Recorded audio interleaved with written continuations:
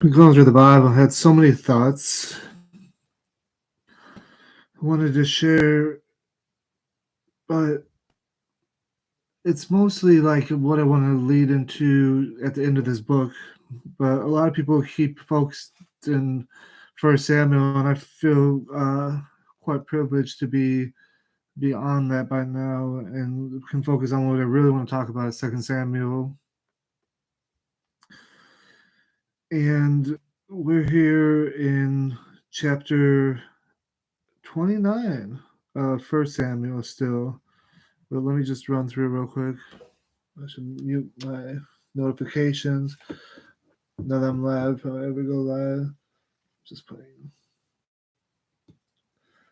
But so here the Philistines had mustered all their forces. Now David had been on the lam and uh, having to live with the Philistines, and this will come into play when Abner, who was Saul's general, comes to David and thinks everything's going to be peachy keen, but he had already thrust one of David's nephews through. He wasn't necessarily trying to. They were pursuing him so heavy that he stuck out a javelin, got ran through. But his brothers Abishai and Joab, get a hold of him. David rents his clothes, and David rents his clothes a few times in a row, or tells his people to rent them nonetheless. But put on sackcloth and all that. I mean, from in the first few chapters, I can think of a few occasions when his son passed away, when Jonathan and Saul died. Not when he found out his son. I might have been wrong to blame David for this, but his son, when he heard about Jonathan and Saul passing, maybe it was his nurse was running away and tripped, and it was kind of an afterthought to David, but I kind of blame David.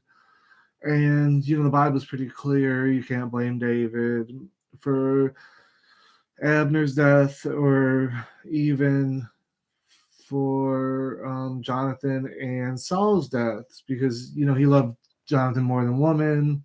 And with their death, even though he was in this group, he was in the Philistine group, and the Philistines through these chapters had made great headway. I mean, around 1 Samuel 6, you can see how David had to kind of divide the Philistine land because they controlled pretty much everything that wasn't Jezreel up to,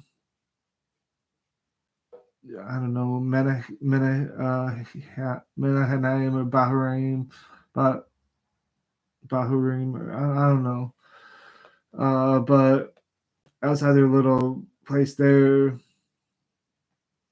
the Philistines had a lot of control, especially in the Judean desert, the desert of Caleb, the desert of um, Cadmon, the desert of the Kenites and the Kenizzites, and the desert of Sin, and the desert of the Amalekites, and the desert of Esau. All these areas weren't really controlled by Israel, but some of them might have controlled by Philistine, where they might think Ziklag is.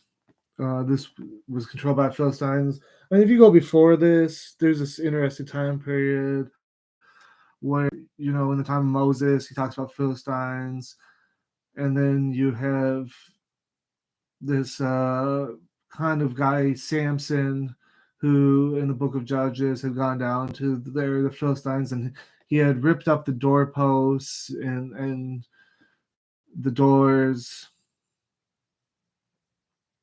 I mean, you'd probably think that this would weigh hundreds of pounds, because the purpose of these doors was to kind of keep people out. So they have to, people can figure ways of leverage and weight in different ways to force their way in. These have to be pretty substantial doors, And what happened was he had ripped them out from their posts. So this is their whole security system. And for whatever reason, carried uphill. You know, if I was going to kind of bring them to about Hebron, then which is called Al Khalil, which, funny enough, you know, there's if this is in Judea proper, the Judeans in the years between, you know, in and around 1948 didn't really worry too much about. I'm talking mostly about the Ashkenazi. Didn't really worry about Al Khalil, Hebron, more focused around Jerusalem more than anything. But you know, there's little passing references in Ezra where some of the Israelites might have gone to Kiryat Arba. But when it comes to David here, he was rejected. We see clearly here in chapter 29. It's like they're not going to trust him. They know that he was a general. I'm not saying he was the top general. I think maybe Abner was the top general. What's Abner's name mean?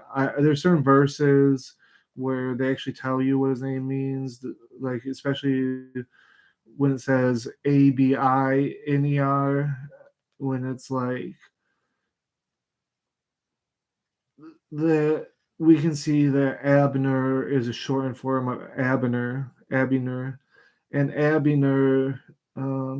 This the yod in it would mean that it's my father, so it's like my father, and the in could be like a passive. So who my father is makes me, you know, it's kind of redundant. Like when they talk about Nabal or Abner, it's hard to believe it was originally written in Hebrew because, like, when they're talking about Nabal and Abner and even the sons of Jacob and Cain, you know, Cain and different names, they have to tell you what it means. Like, it's almost like it was written in a different language because they're like, oh yeah, this name means that, and they have to tell you. So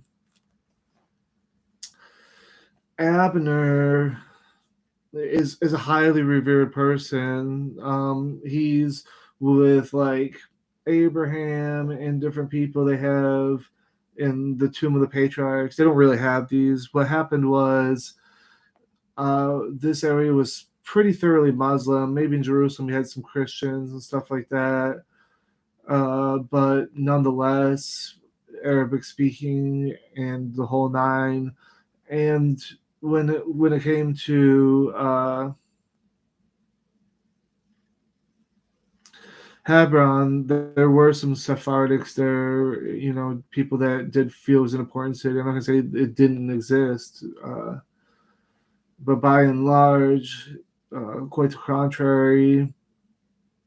And in this desert area, we're gonna see like later on, maybe in Second Samuel, towards the beginning, maybe chapter 5, chapter 4, where Ishbosheth they have in your Bible. In mine it says Ishbal.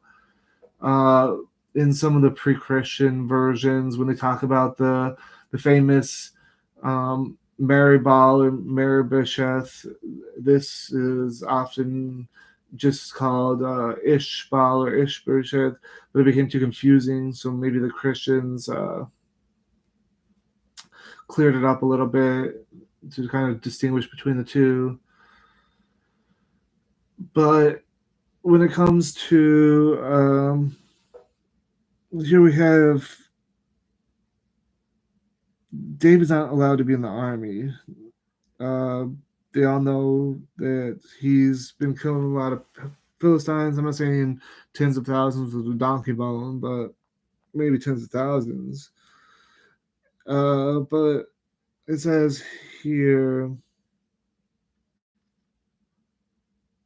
that the Achish, the king of the Philistines, isn't going to let him go. His people, he was a good friend of David's, but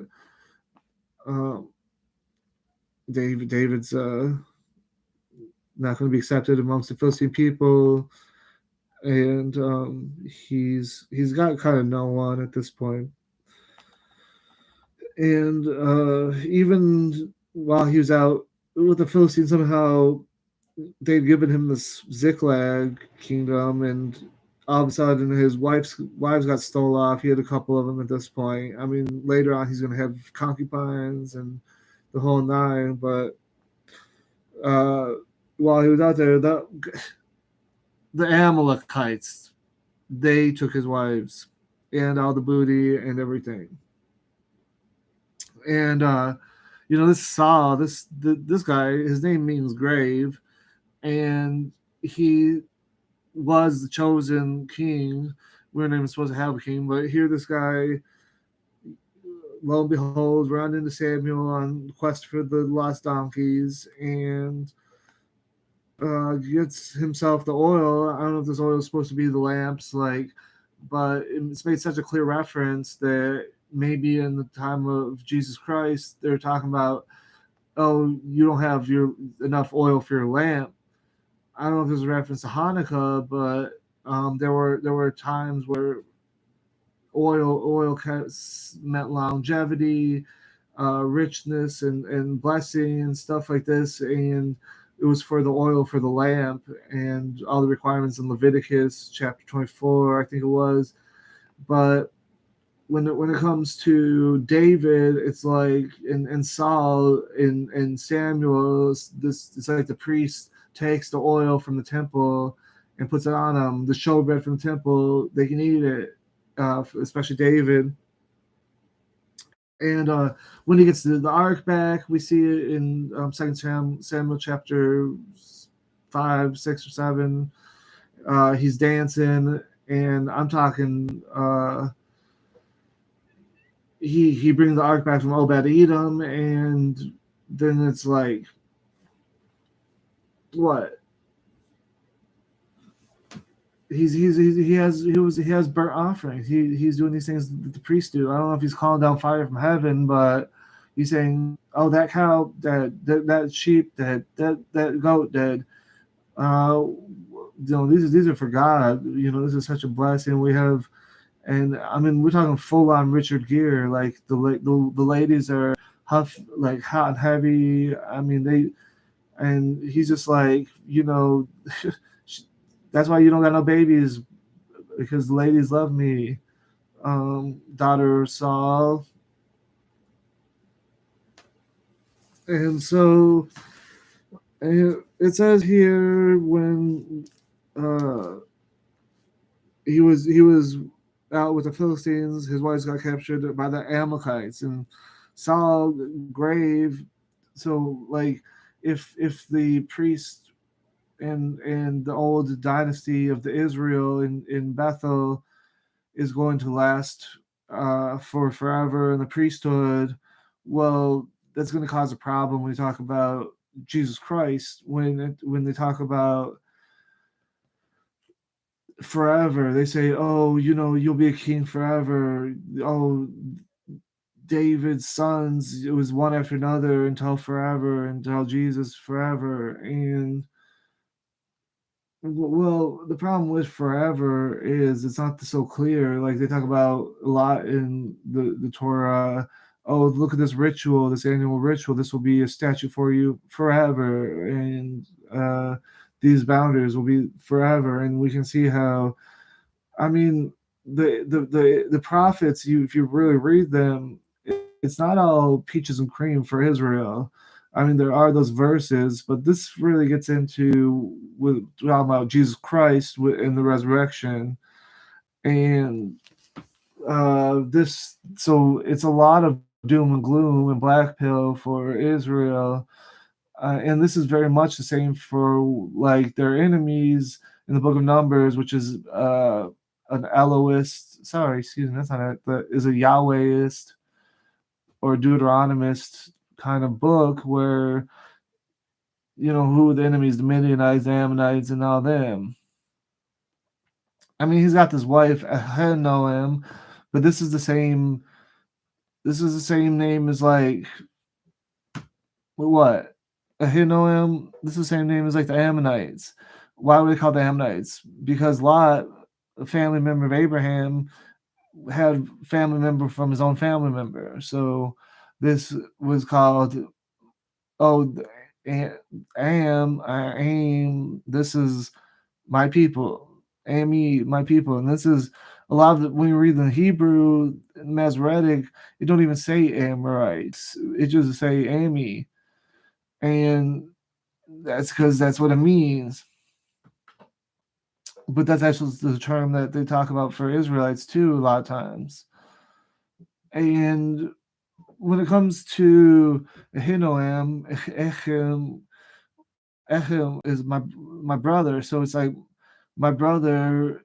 Just we have like Abner. It's like my father is the light. We have with Ahinoam, my father is the people, and my brother. Sorry, excuse me. My brother is the people. So she represents a certain thing, and when it comes to David continues to pursue with 400 men. He's gonna by the time when he's the king of Israel, he's gonna have hundreds of thousands, but here he's got hundreds. So big difference from where we're here in the end of Samuel until early in the book of Second Samuel. So it says we raided the Negev of the Cher. I didn't even mention them when I was talking about all those Negebs and deserts. The Cherethites. So that you can add that to the list of Judah and Caleb, and see, I mean, you got all. So which area was really Judah then for forever when it only seemed like a year, and then it says from dawn to sundown, David attacked them. So he put him under the ban, like Solomon refused to. And that's why Solomon, this was his biggest problem. This David. I mean, Samuel laid it out. So Samuel, what's that name mean? It means my name is God. That's what it means, or the place for God. Like, and this has to do with where Samuel's from. When he comes from Ramah, that's from Ramola. He's from Jerusalem, which is close to where Bethlehem is. Bethlehem, Ephraim, and this is like, oh, the capital of Judah, when this is clearly in like Benjamin is right in the center of this. Like, I mean, Jerusalem is in the center of Benjamin and on the very, very far edge of Judah. So then why? What is all this? This is from the Book of Judges. I mean, when from the Book of Joshua you get the borders, but what's going on in the Book of Judges?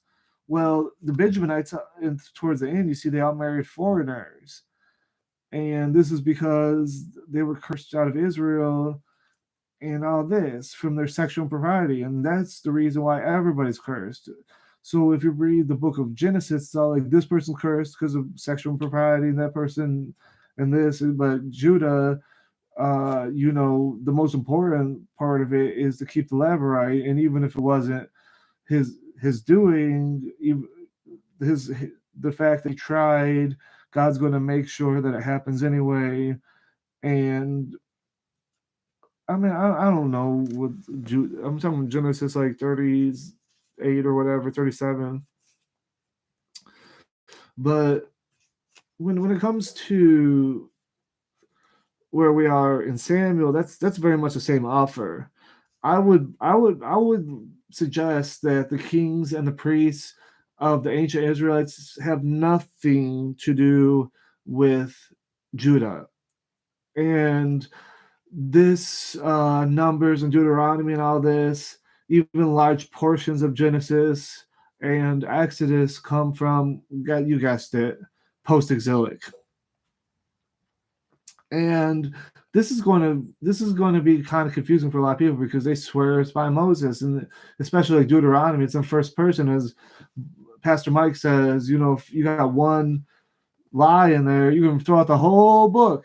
And so, I mean, then when we were throwing out whole books from the Torah, which happened to be according to Samaritans and Sadducees and probably even Israelites and Israelis and probably tons of other people, Torah happens to be pretty dang important. And the problem with that is noticed by Ezra. So Ezra being one of the latest when it comes to Zechariah and stuff like this. I mean, this is like where the Yahwehists, sorry, yeah, the Yahwehists and the Deuteronomists were so gung ho about the changes to the priest. Like we say, we got David as kind of this new priest. I mean, he does give some homage to the priest, but I can show you, as I did in the last video, and this is what I'm trying to inch out from the get, is when we go up to First Kings, it says there that the priesthood was ended. So if the priesthood and the ordinances and all this, and Jesus said not one jot or tittle can be removed till it all be removed. And I mean, they use the same language in the Bible. Like they'll talk about, oh, um, you, I, you will I don't know if it was Ruth or something. She's talking, you'll never not see me leave your side or disobey you one bit until I die or something, and so there are two different clauses. There are these two different ways where this can end. But with Jesus, like it's like you know that it's going to change before the world ends. Heaven and earth isn't going to pass away, but if heaven and earth did pass away, it would be metaphoric that this is earth shattering. If you're like an Israelite or something, this is like earth shattering. That the idea of Moses and all that, you don't need all these laws and stuff like this. And this is essentially Paul's message, but Paul's message is much deeper than that, which I'm trying to get to, and I got to go this long way around. But ultimately, is this message that there is no man and woman, there's no slave and free, and you guys that there are no Sith and there are no Jedi's, because we are all one in this whole spiritual existence. And you try to kick people out, which is not biblical. I mean, when Jesus told the Pharisees, you go all over the oceans, try to find a convert, and then Paul, he goes talking about, hey guys, you are my church, but here you are following these other Jewish people and all their endless genealogies, legends, and stories when they just want to get you under the law so they can boast in your circumcision. Then it's clear that there was this outreach program. It wasn't like they try to tell you, well, we never really wanted you to, and we have these whole Noahide laws to protect you, and you will want to do all this, and we'll discourage you and look this way and look that way. And I mean, it's not how the Bible tell you. And it says here that my heavens, um, Saul died, but he said here that the worthless men. There's a couple worthless men. This is very much seen later by the same author. The same author that will probably judges. I mean, you can tell because they use this language. They'll use language like, if I don't do this, I was kind of alluding to earlier, then let such and such happen to me, and it's just like this really curious way that somebody talks, but all these different people are saying it when they're not saying it anywhere else in the Bible. You can tell that Ruth and Samuel and Kings and Judges, were part of this kind of Yahwehist Deuteronomist. You wrote large swaths of Psalms and Isaiah, and it was a very significant time period and very ancient, but it's still probably exilic or post-exilic, and it's still probably before Ezra. I mean, books like Ezra and Ezra, you don't even see them in the Dead Sea Scrolls. And I mean, maybe you'll see like a verse from like Nehemiah or Esther, and then you can, or sorry, Ezra, and you say, well, then it's like, oh, there it is. See, they had the book, but you don't even know if Ezra might have been quoting that verse from something else. And and these are late books. I mean, the Dead Sea Scrolls are like, I mean, getting pretty close to the time of Jesus Christ.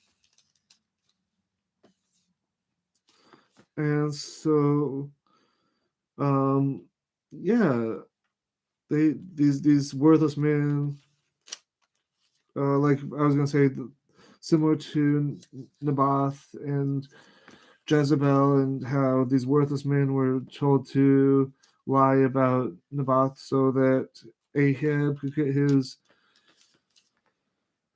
vineyard. And so, but this isn't the vineyard of Jerusalem. That was the vineyard up there. Or maybe it was Jerusalem. Who knows? And so it says here that after the death of Saul, David returned from his defeat of the Amalekites, spent 2 days in Ziklag. On the third day, on the third day, on the third day, after the death of Saul, a man came up from Saul's camp, his clothes torn and dirt on his head. See that? Going to David, he found the ground in homage, and this happens a lot to David. Like everywhere he goes, they're like, "You're like a angel of the Lord. You are was wise as an angel. You are a messenger from God. I'm gonna bow down and put my head on the ground." And I mean, all of his wives everywhere around him. I mean, I don't know if he was kind of like kind of into that kind of stuff, but I mean, it says so. He said, "Who are you?" I'm an Amalekite. So he's getting told this by an Amalekite somehow after he just got done. Um, yeah. So David sees the garment and rent them. He do. I mean, that's a contrite heart, if you ask me. And it says here that he's got this poem for Saul and especially his son Jonathan, who protected him from his father.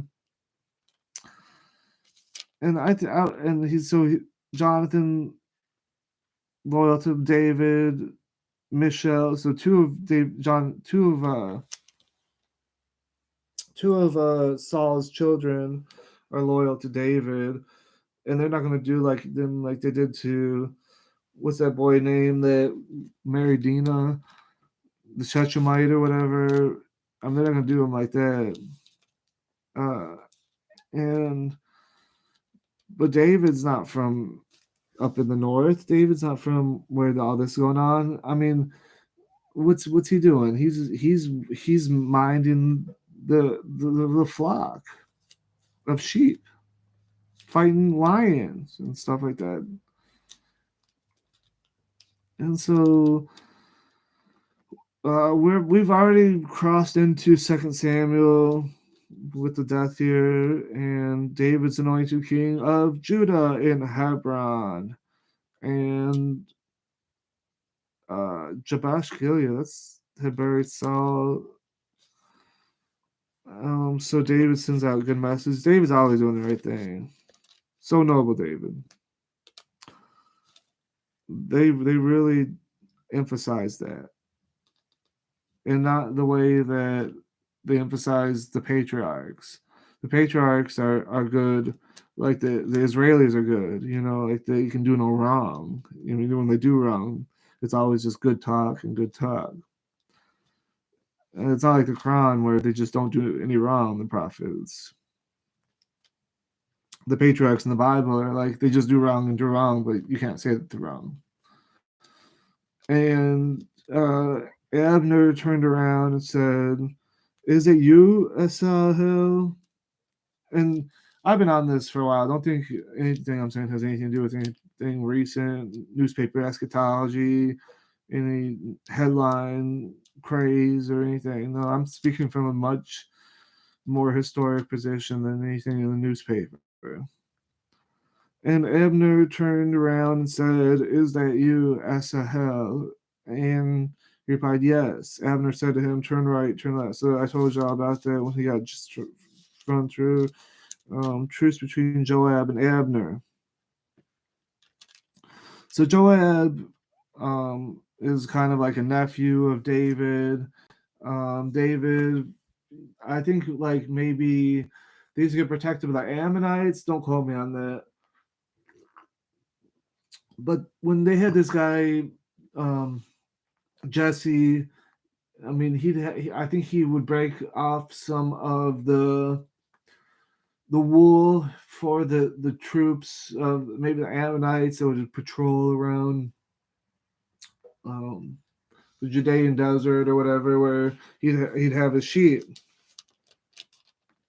And so this is why when they go to Carmel and David's out there patrolling around with his mighty men, they don't have. It's like, well, you guys don't know about the mercenary tax? Come on, why do you think your sheep don't get molested? That's because we are protecting you. So pay up, or your wife's going to leave with me, and you'll be 6 feet under. And so it says that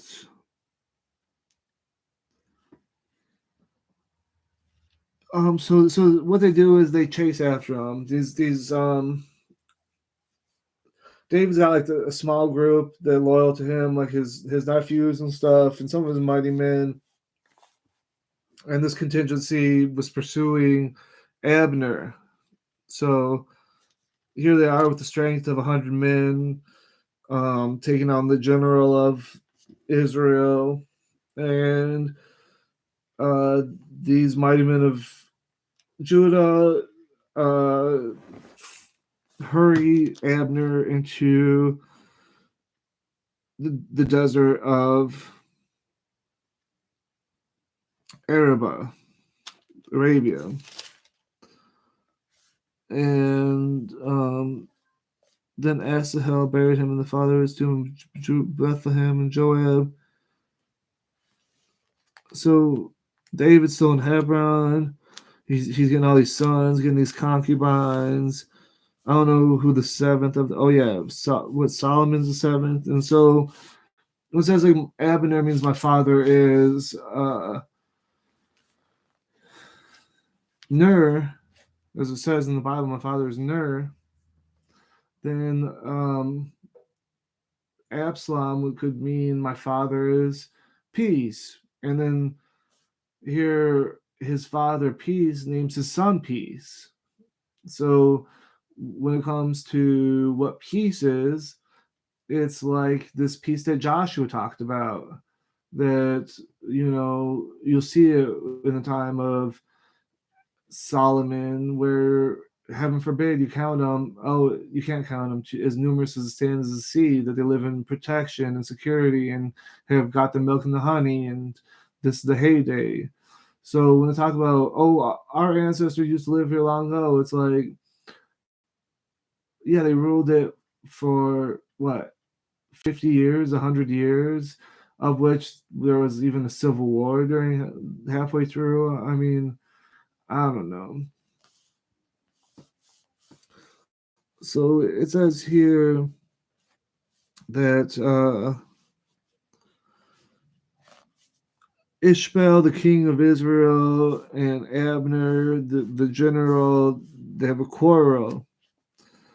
So this is going to come in important later. There's going to be another accusation of the same kind when it comes to the successors of David and stuff. But Abner is getting more powerful. People are starting to respect him. He's a very popular general. Like, I don't know who's a popular general, like MacArthur or Smedley Butler or Colin Powell. I like really I don't know. These things don't matter to me. But so he's getting really popular, and then all of a sudden there's this kind of sneak diss where it's like, oh, weren't you with this concubine? And this is like the worst thing to do. Like Ruben did that. I mean, who knows what Ham did, but I mean, it's just the worst. And so, not in my opinion, in this perspective, because like getting loud of ladies is apparently very important because this is what seems to all these kings do, all these beloved leaders. I'm not Jesus, but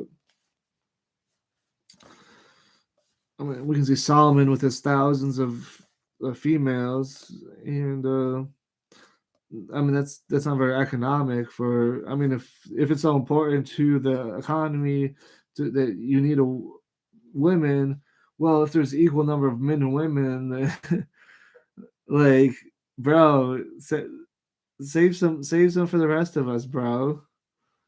And it's like so Joab he's mad. He goes meets with David, and they don't realize that he was in with David good because they just killed his brother.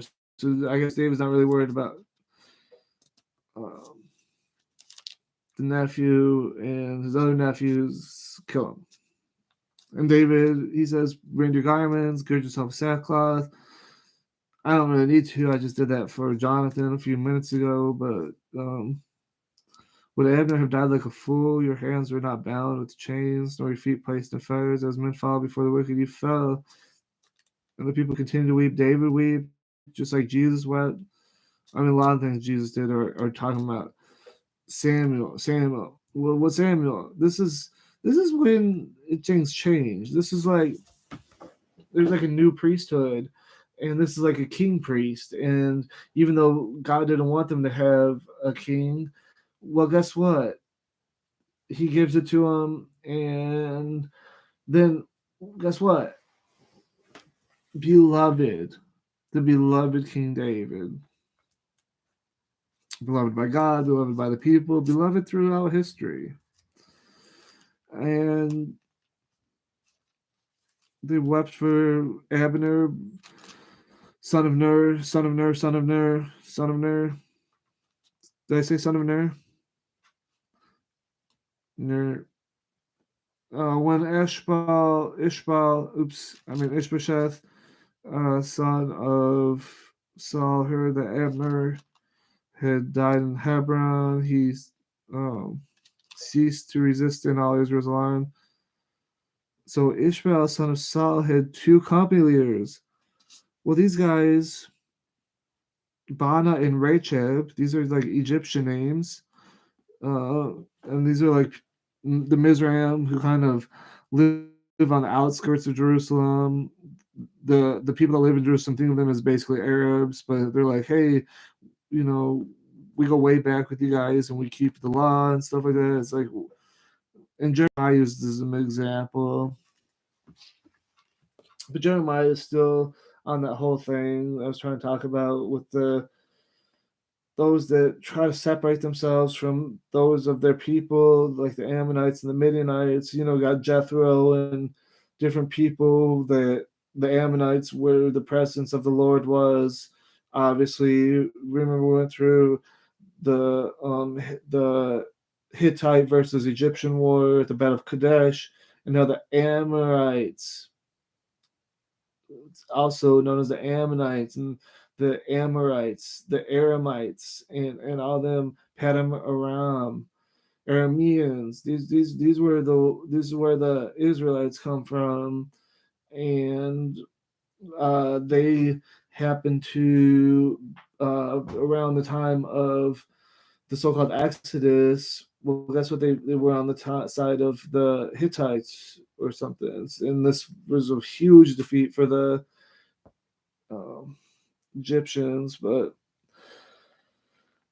Jeremiah did the same thing. It says like it's complicated. Like I mean, I read this a long time ago, and it didn't even make that much sense to me then. And I haven't read it in a long time. But it says Ishmael is described as approaching Gelda with 10 men and striking down while a New Year's feast is in progress.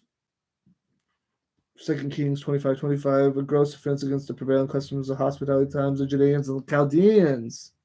Judeans and Chaldeans. They just kind of go together. With them, kind of like Ezra, Judean and Chaldean. Whether the latter are officials or soldiers is unclear. The Second Kings and Jeremiah accounts differ on this point. Don't talk about against the Bible. Don't talk against the Bible now. Are also slaughtered. Jeremiah suggests Ishmael's offense is further compounded by the slaughter of another group of men, pilgrims who arrived shortly afterwards from towns in the center of the former kingdom of Israel and are apparently in mourning. Jeremiah 41:7. Possibly for the destruction of the temple. All but 10 of them are slaughtered and thrown into a cistern, 10 being spared because they had access to otherwise scarce food supply. Jeremiah 41:8, the very next verse. After the fresh slaughter, Ishmael and his band make their way up to Ammon with the hostages of Mitzpah. And before they get there, they are engaged in a battle by Johanan, which is John, son of Kiriah, at Gibeon. This is what we're going to see here. Gibeon. This is what they talk about, also known as Gideon. Gideon. This is Gideon up Jerubbaal, up in the north. And this is where Philistines were still fighting. Like Philistines were controlling up in the north. They had a huge presence, not no little strip. I mean, we're talking a huge presence. And so it says here that all the tribes of Israel came to Hebron and said, "Here we are." And I'm not trying to say the Ishmaelites are the Arabs are Ishmaelites because they're not, but that's what y'all would say. So I'm just letting you know what you are saying. So in days past, when Saul was our king, it was you who led the Israelites out and brought them back. And the Lord said to you, "You should shepherd my people out, Israel." So he could choose a shepherd to be a shepherd of his sheep. And like a little shepherd. When all the elders of Israel came to David and having King David made an agreement with them there before the Lord, and they anointed King of Israel. David was 30 years old when he became king and reigned for 40 years, 7 years, and 6 months in Hebron over Judea, and 33 years in Jerusalem over Israel and Judah.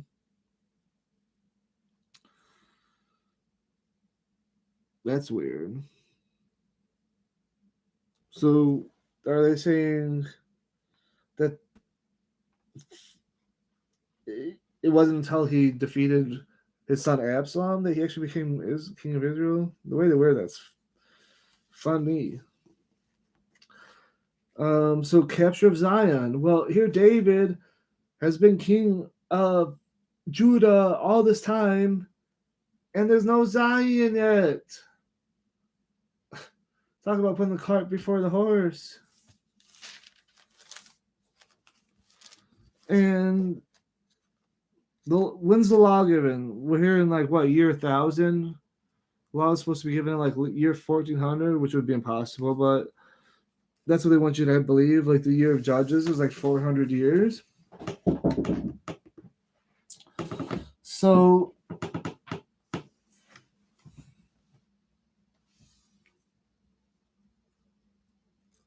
this has still been Jebusites until here, 2 Samuel 6. Lots happened with David and all this before then. Oh, he's supposed to rid the Jebusites from the land completely.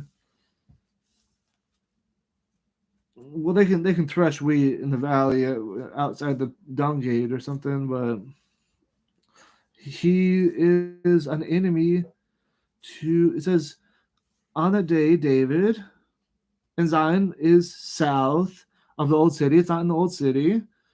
And this is where they've always known Hezekiah's tunnel is. This Canaanite tunnel has nothing to do with Hezekiah. They've always known, but they never told you. I had to figure it out from books and internet sources. They've never told you. When they, of course, know it's right there. They've taken the inscription from the tunnel, put it in a museum, so that people who are not Israelite can't even see it. And they haven't let the Dead Sea Scrolls come out until now, when they came out really 70 years ago.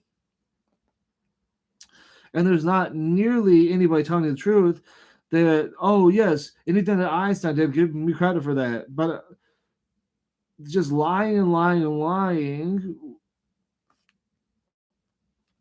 And it says, the lame and the blind shall be personal enemies of the David. Well, let me please take you to, oh my goodness, all these references in the study Bible, in the notes, all Old Testament. But look at this, as though it was an Old Testament verse written in the same ink, the same format, the same mode, the same type. Matthew 21:14. Well, what does Matthew 21:14 say? Well, let's go and see. Matthew 21:14. I'm sure some Israelites will be like, well, that's because they were Israel, and those Jebusites were Jebusites. Because Jesus was about the law and about his people. It says, the blind and lame approach. So this is right after he cleansed the temple. He's in Jerusalem, even if his ministry is in Galilee. He's in Jerusalem now. He references, he says, my house shall be a house of prayer. You're making it a den of thieves. It says the blind and lame approach him in the temple area and he cured them.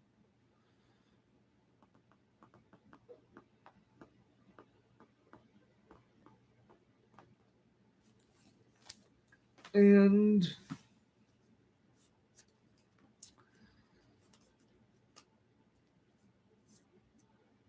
so here's where he takes more concubines, more wives, and dude's rich. Then the Philistines had already been anointed king of Israel because these guys, these Egyptians, they Rachab and Behanim or whatever, they had stole away from Israel, and as this guy becomes king, and then they come back years later, they live with the Hittites, even though they went to Arabia, and somehow they go to they leave and they don't want anything to do with this, and then all of a sudden they come back just to assassinate the king, and they're not working for David somehow. David has nothing to do with Arabia, right? And David can't be blamed. He's gonna rent his clothes again, and they're gonna probably take a whole chapter to talk about how sorry David is and how he can't be blamed for it, just like he can't be blamed for Abner's death. Obed-Edom the Gittite. So see, they confuse the people to the northwest and the people to the southeast. So the obvious this is like some kind of later harmonizing. The Hittites didn't even use the word Hittite. This is kind of a later term we've given to them.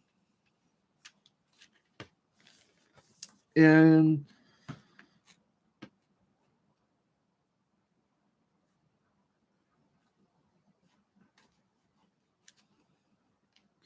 so, I mean, what's he do? He's thinking about this temple and this son forever. And then what's he do? David, he's going against Aram. He's going to Shishak, king of Egypt, took away and came to Jerusalem in the days of Rehoboam, son of Solomon.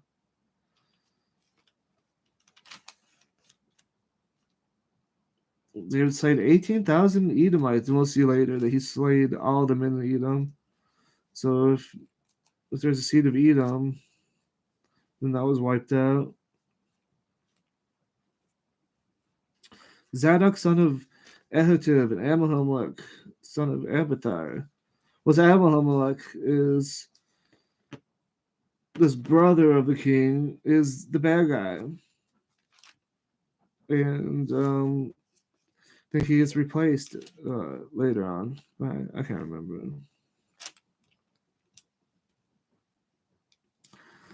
So this son that while David was fighting against Amalekites after the Philistines kicked him out and killed his father, this boy's father, the nurse had to run, and and she was like, "Boy, run!"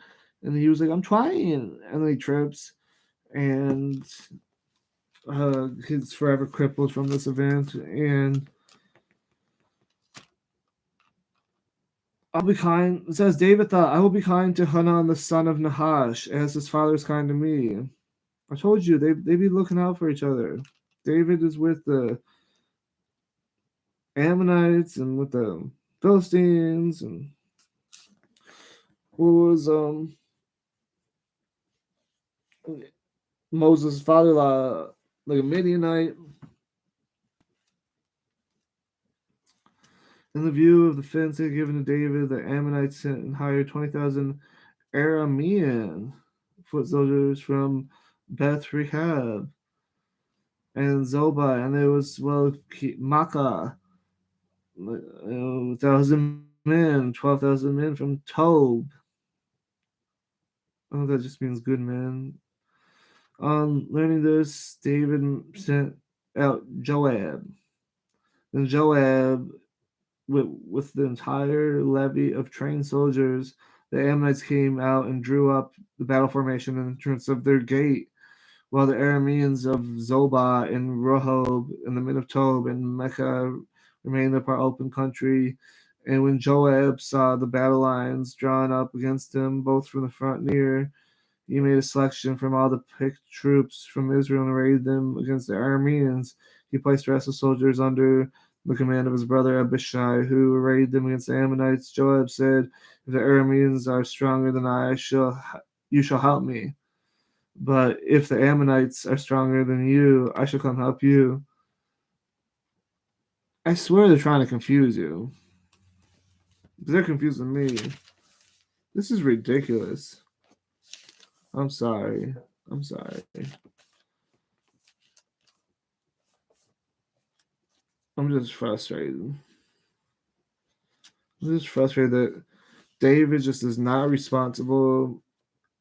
I mean, they'll go on to great lengths to protest how David was not in the right place at the right time, and he was so remorseful and cared so much. But this righteous man is how they were replaced, because in the old days it was like, oh, Aaron the priest, right? And so God tells Moses, "Oh, Aaron will speak for you." So the priest was supposed to be like the king. But what's Saul do? Oh, I want to see a seer. The seer is a very important person in the Deuteronomist uh, narrative. The man of God, Elijah, man of God. All these different kings keep running into these man of God, kind of like these messengers on earth. So the prophets largely come out of this tradition, but the Samaritans, being an older tradition, don't necessarily care if this is continuation of the Israelite tradition, which is the story of the Hyksos going to Egypt. But when it comes to the Judeans, they've expropriated the name, much to the chagrin of the Israelites, of the name of Israel when they have nothing to do with it, and that's why they're not called Israel. That was a term used for the Samaritans.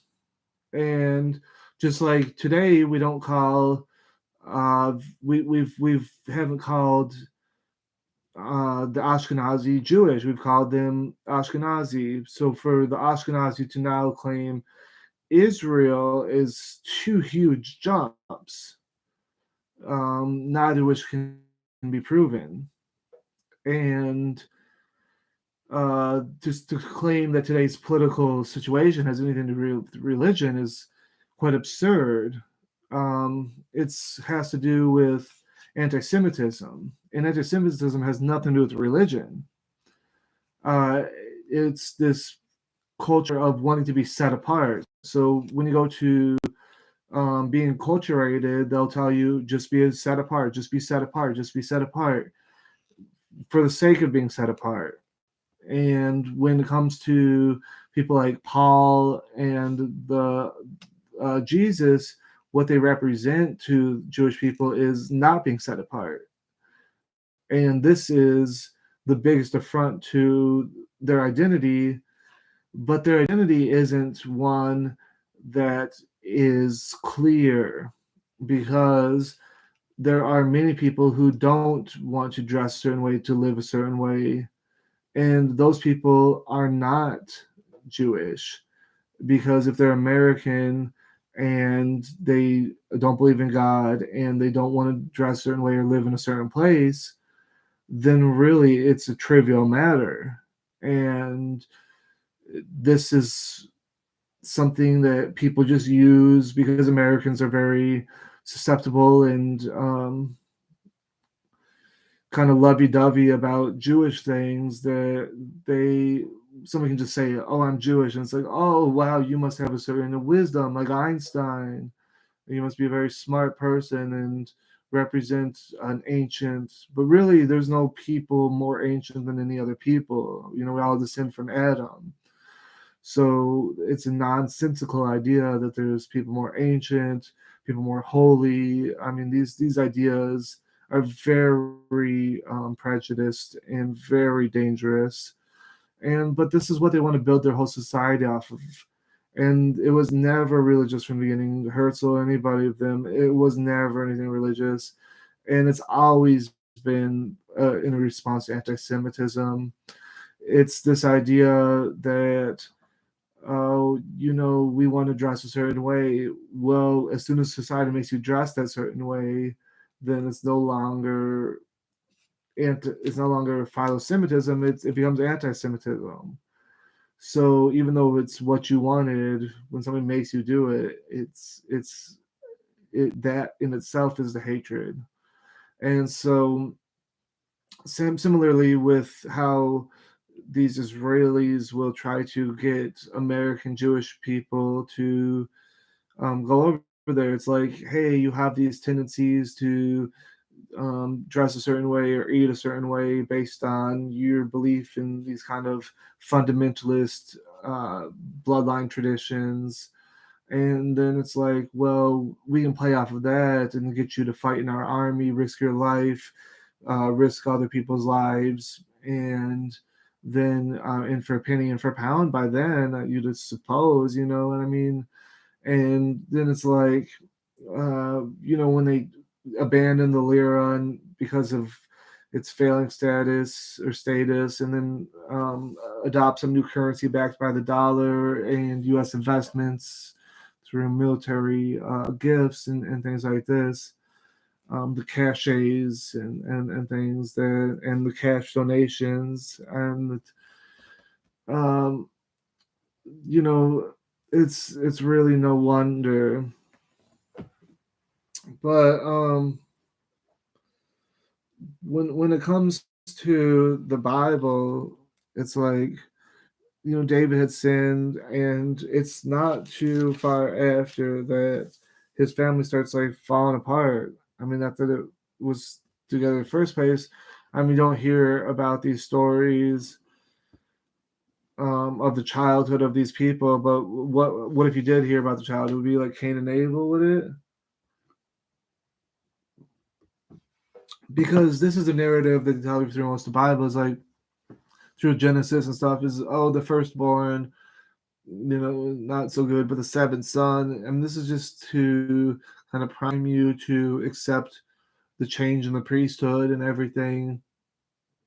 This succession narrative, is Kip Davis calls it, and it's very important through the parallels through, like I was talking about earlier, about Judah and the Levirate marriage and all this, it has to do with the succession of David's sons, the succession of David over Saul, his kind of stepfather in a way. Oh, did he defile his bed? If Reuben did, if Ham did, and then it's like, well, no, we're the sons of the second born. This is Seth, or Abel, rather. A and Abel, especially in the Christian tradition, represents the martyrs. And so we give acceptable offering to God, but those that are into the law, because remember, the law to Adam was all these curses because of his fallen nature. And so, well, what's Cain's basically cursed himself. He's walking around depressed. He's got low countenance. He's just, oh, I can't give much because I'm so poor, and all this. And it's like, well, you still have a purpose and an inheritance as the firstborn. Well, this isn't the firstborn, because when it says firstborn, they're talking about the status of firstborn, the status of firstborn. This would be those that, like it says about Jesus, the firstborn of all creation. And so Hebrew Israelites were wrong with that, because he's like, see, he's a creation. And it's like, no, this is more like one of the things like Paul says, that all things will be put under Jesus' foot except the Father. It's just a certain distinction of the Father being exempt from these very hyperbolic statements about Jesus Christ. And these hyperbolic statements are for a good reason. They're trying to tell you about, the promises of eternity that Jesus offered because of the resurrection. And if he be not raised, then it's all in vain. And so this resurrection is even taking the place of Israel, because Israel is, like in Isaiah or Ezekiel 37, talked about coming and becoming raised from the grave. But that's what the Jewish perspective is. This perspective of post-exilic. It's like in John 8, it's like we were never slaves of anyone. So this story of Israel is not the story of David. You can see the regiments divided between Judah and Israel. They're not the same. But these post-exilics protest too much. It's like, oh, we if you thought that we're not the right people, well, we'll do you one better.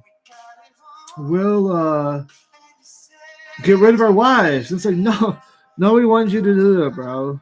Nobody wanted you to like cast out your wives. That's not doesn't make any sense at all. To make sure that you prove to the reader that you're a pure so and so. It's like when Abner and Joab in quarrels or whatever, they'd have like 12 of the troops of Judah and 12 of the troops of Israel. They were against each other at this point, as they were in pretty much every other point, even during David's life, with the exception of maybe Solomon, at every single point, and a few times, maybe 30 years of David's life, of this many, they had this gruesome, grisly game where they would grab one another and just thrust their swords. It's like, okay, you put your arm around me, you put your arm around me, and we got each other good. You grab your sword in the other hand and just stick each other in the side. I mean, this is a game to them. Like these guys would be like, it's like ante. You ever play poker? It's like, yeah, I'll sacrifice 12 soldiers. If you sacrifice 12 soldiers, all right, fine. Yeah, we'll ante up. But then what they do, they chase them down, hurry them into the wilderness, and slaughter is like up to like hundreds of them, the troops of Israel, David's guys. This is after Saul. Saul's gone. But David's still the good guy.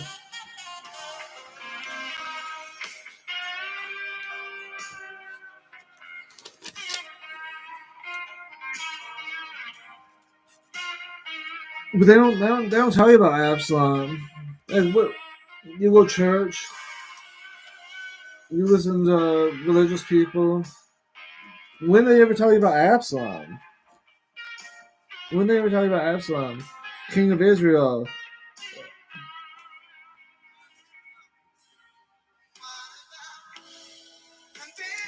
So we see here in 2 Samuel 15 that Zadok's here because Zadok.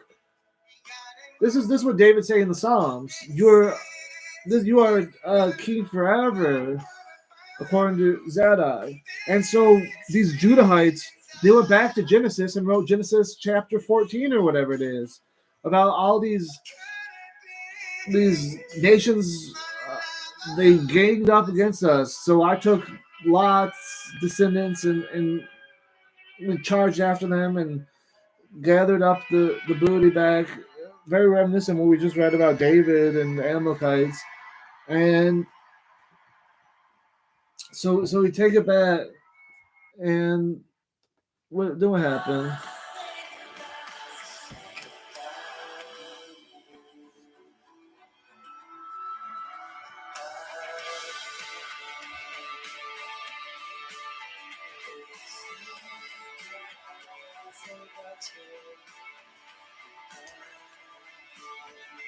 I don't know.